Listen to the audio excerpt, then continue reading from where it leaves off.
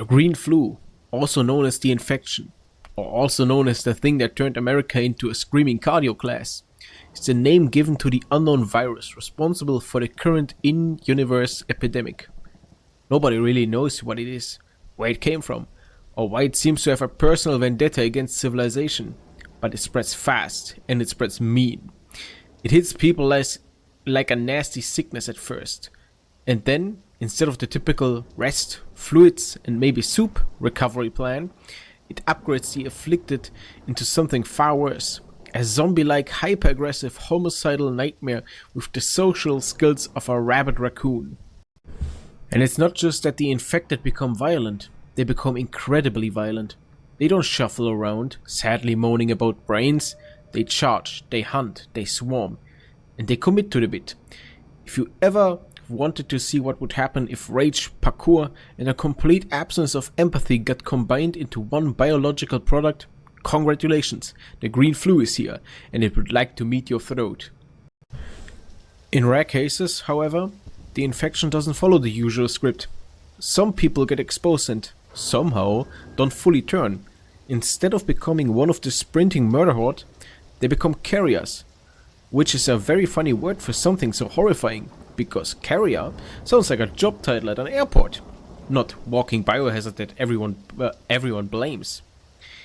Imagine surviving the apocalypse only to be told, good news, you're alive. Bad news, everyone treats you like you personally invented the virus. Biologically, the flu doesn't even behave like a normal influenza virus. It resembles something closer to rabies, the classic makes you violent and foamy pathogen. So calling it green flu feels like a medical accuracy and more like branding.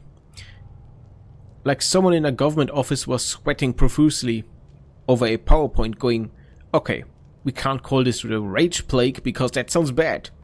What if we call it a flu? People already hate the flu. Flu is familiar, flu is safe. Flu is something you can buy orange juice for. And the virus then immediately responded by turning entire cities into screaming funeral processions.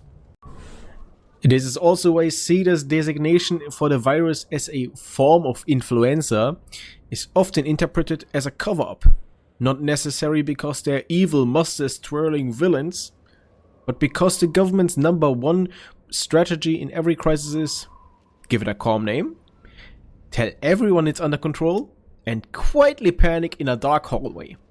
It's basically the public relations version of putting a tiny head on a bear and announcing, this is just a large dog, please proceed with your day. Meanwhile, the large dog is eating the police car. As for the origin of the virus, completely unknown for us. Completely.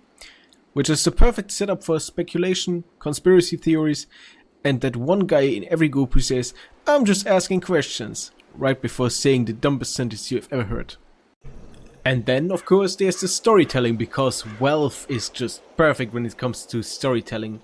Left 4 Dead, like many other Valve games, doesn't sit you down and politely read your textbook. Instead, it lets you tell the world the story through details, abandoned spaces, scattered supplies, signs of panic, and most famously, especially for this part, graffiti.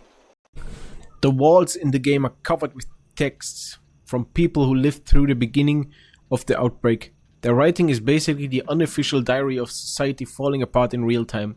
It's emotional, it's chaotic, it's often hilarious, in that bleak way that there's only one thing left to do is joke about, otherwise you will scream. Some graffiti is heartbreaking. Messages to loved ones, apologies, final notes. I tried to get home. I'm sorry, I don't come home. I miss you. Stuff that makes you remember that every infected person used to be a normal human being. It is basically the apocalypse Reddit, except you don't get downvotes, you get tackled by a hunter. Now, immunity. The thing everyone cares about once they realize you can't just avoid being sick forever. In the world of Left 4 Dead, some people are immune, or at least resistant enough that they don't turn like everyone else. These lucky individuals become survivors, people who can get bitten, exposed, drenched, and infected in fluids. Probably coughed on by a boomer from 3 feet away, and still not become part of the murder horde. In the sacrifice, it's explained that immunity is passed down through your father's genes, which immediately sends the entire fanbase into genetics mode. like the entire apocalypse just became a biology final. One common theory tries to explain that this is via the X-linked recessive inheritance. In this theory, resistance is a recessive allele on the X chromosome. That matters because humans typically have XX chromosomes for females and XY chromosomes for males. If the resistance gene is recessive and located on the X chromosome, that creates a huge difference in how easily males versus females become resistant. So let me explain this. A male only has one X chromosome. His other sex chromosome is the Y, which doesn't provide a backup version of the X-linked genes. If a male inherits the resistance allele on his X chromosome, that's it. He's resistant now. There's no second X to override it with a non-resistant dominant version. He either has it or he doesn't. A female, however, has two X chromosomes, meaning she needs to inherit the resistance allele on both X in order for the resistance trait to show up, because the non-resistant dominant version would override it if she only had one copy. So if resistance is rare, it becomes much less likely for a woman to have two resistant X chromosomes, compared to a man who only needs one, which leads to the in-universe observation that there seems to be more male than female survivors. And then you can plug that, of course, into a little probability logic.